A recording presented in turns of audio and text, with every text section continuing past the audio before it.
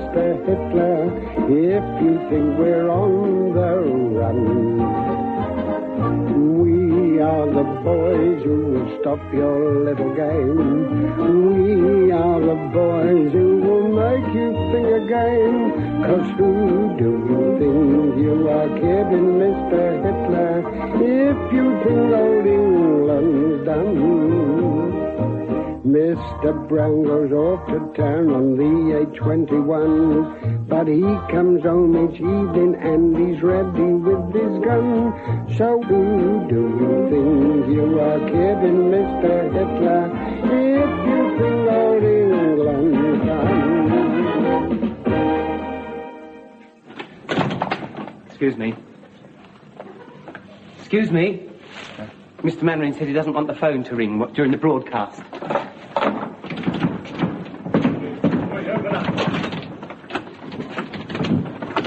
Oh, happy Christmas, Mr. Hodge. And the same to you. What's going on here? You can't come here and you mustn't make noises. What's all this here? Napoleon trying out a new secret weapon, is he? Why was the door locked? Don't you read the Radio Times? I haven't got time to read all that rubbish. There's a war on. We're taking part in the lunchtime Christmas Day programme. To absent friends, soldiers all over the Empire send their greetings. Since when are you lot being soldiers? We're doing the bit where it says, greetings from a Home Guard unit. Somewhere on the south coast of England. You're doing the bit just before the King's speech. God blimey, as if he hasn't got enough to put up with. Dear old Lord. Boy, I don't want to miss this. I'll go and listen to it on the Verge's wireless. I'll bet you lot make a right mess of it. Oh, dear, oh, dear.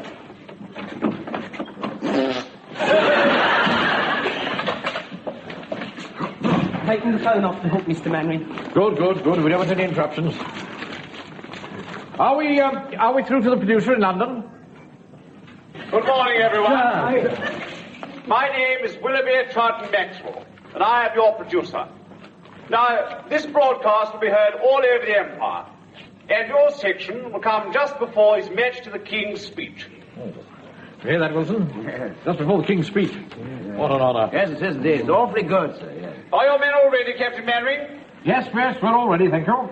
Would you mind speaking into the microphone, please? That's the microphone there, you see.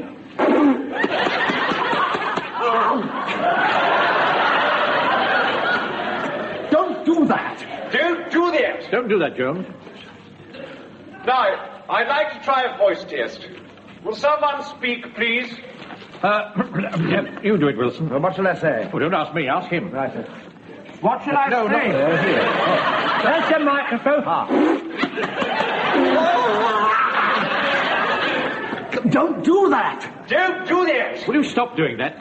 What shall I say? Oh, anything you like. Try a nursery rhyme. Right. There was a young lady from Buckingham whose idea... Right,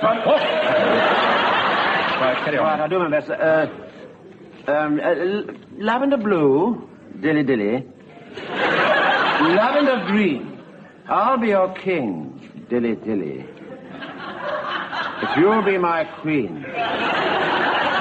That was awfully good. Was it really? I'm so glad you liked it. You really have an excellent microphone voice. Well, do you really think so?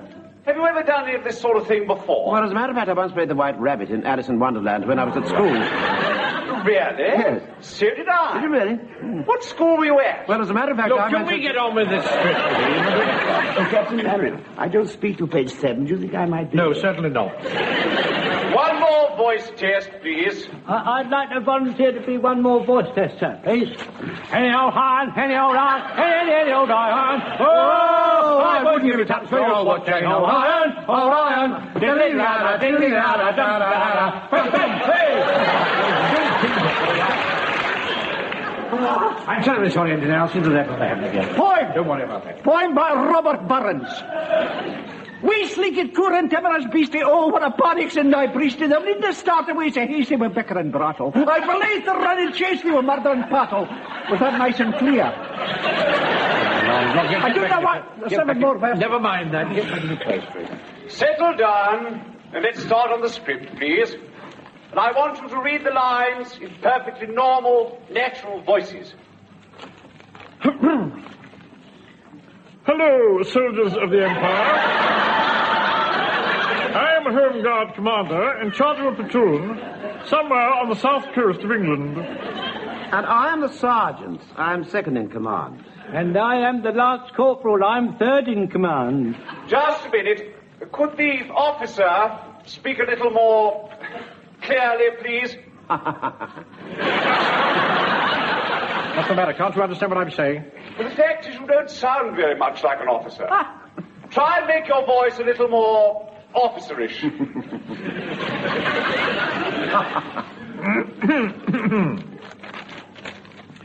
RHQ is perched on the top of a windswept cliff looking out across the angry sea. Just a minute. Engineer, Yes, sir? I shall want the sound effects in here. Ah, yes, well, I'm afraid that's going to be a bit difficult, sir. Why? I had a phone call from the sound effects chappies about half an hour ago, and their van's broken down. I don't think they're going to make it. But this is absurd. I know. I must have the wind and water. Captain Mannering, couldn't some of your men simulate them somehow? Oh, I should think... Captain Manning, I'd like to volunteer to stimulate the surge of the sounding sea.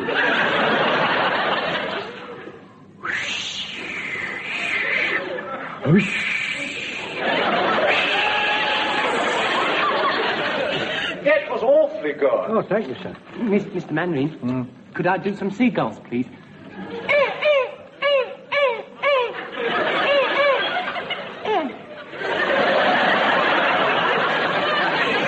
Captain Mannering, shall I make wind?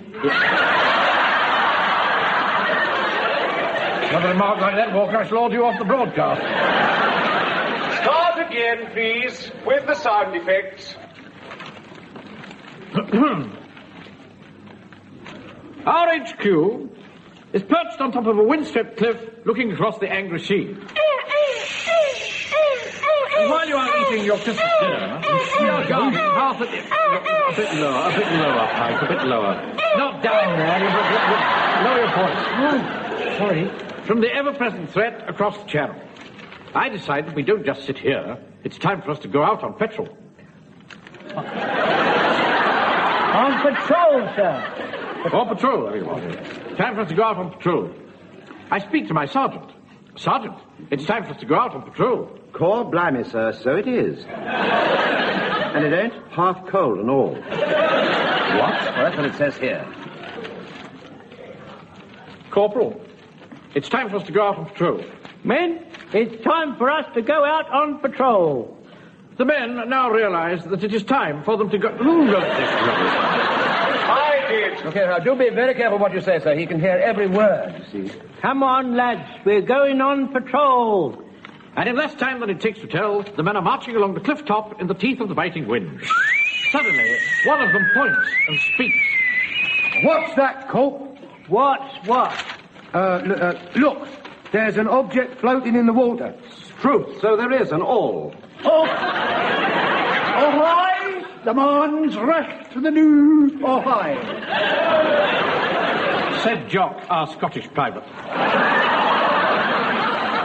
All eyes peered out to sea. What can it be, what? Can it be, Sarge? Poor blimey, Stone the Crows. It looks suspicious and all. Well, I'm terribly sorry, I don't want to be very awkward or difficult, but this doesn't seem to be written in very good English to me. It's not supposed to be good English. It's supposed to be Cockney. No, see, but you see, I don't speak with a Cockney accent. Why, I naturally assumed that being a sergeant you would. Yes, but I don't, you see. Oh, dear. Oh, look, I know what.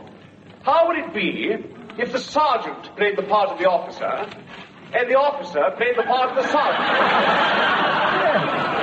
Young man, I am the officer and he's the sergeant, and he's staying that way. Mr. Mandarin, I haven't got anything to say. Is that because I talk common like you? Just carry on being a seagull, Pike. Right, Jones. What can it be, what? Can it be, Sarge? I have got an idea, sir. If you keep me covered, I will shin down the cliff, dodge between those boulders, crawl under the barbed wire and out along the jetty where I can get a closer deco. Then I will quickly shin back and give you the griff. Won't they 2 shakes for a lamb's tail? Well, right. Scarf it out and take a quick butcher's. I am off. Poor blimey, Yes, sir. Look at the old goat go, and all. Oh, aye. His life ran like a wee mountain lammy. Lammy? I decided to take no chances. Tell the men to get under cover, Sergeant. Right, Governor. Here, Court. Tell the men to get their flipping heads down. You did well, you did well. Sorry, where are we? Page 5. Oh, right. Tikai Tai B.O., Sarge. Tikai Tai B.O.? Just a minute. Tickety-boo, tickety-boo. Tickety-boo, Sarge. You heard what the Sarge said. Take cover. The men moved like a smooth, well-oiled machine. Suddenly, above the sound of the surf, we heard the faint cry of Godfrey's voice. All clear. We heaved a deep sigh of relief. Yeah. All right. It was a false alarm, but it could have been a Nazi submarine. So give us a thought as you are tucking into your Christmas dinners. Think of us, the men of Britain's Home Guard, who are on constant watch day and night. Simple men, shopkeepers, factory workers, butchers, bakers. And undertakers. James Fraser, 91 High Street, Warmington and C. Reasonable price at home. And that'll do. Coons extra. Be quiet. Men from all walks of life. We seek no reward. We only do our duty, content in the knowledge that our children and our children's children will grow up to be free men and women. And children. Christmas greetings and good wishes to and from British citizens wherever they may be. We give you the toast, absent friends.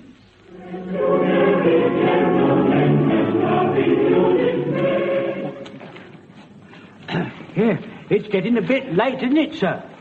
Yes, it is. We ought to be on the air by now. Yeah. What's happened? I can't quite make it out. Nothing's coming through. But don't worry. I'm just waiting for the standby light. Should be through at any moment. Just think, Mr. Mandarin. You'll be the last one to speak before the King. Do you think you'll be listening? Oh, yes, undoubtedly. And the Queen, and Princess Elizabeth, and Princess Margaret Rose. God bless them. We're gonna wang out. What happened to you lot then? Quiet, will you? We're just about to go on the air. You're talking about it's all over. I've just been listening to the King's speech on the wireless. Oh, Mother Riley's Christmas party's on now. Oh, Mother Riley. Awfully sorry, chaps. Hong Kong overran. Had to cut you out. We couldn't keep His Majesty waiting. Oh, that's nice, isn't it? Like it. What have you been doing all this time, then? Something I want to say. And I want you to listen very carefully. Are you listening? Yes, I'm here.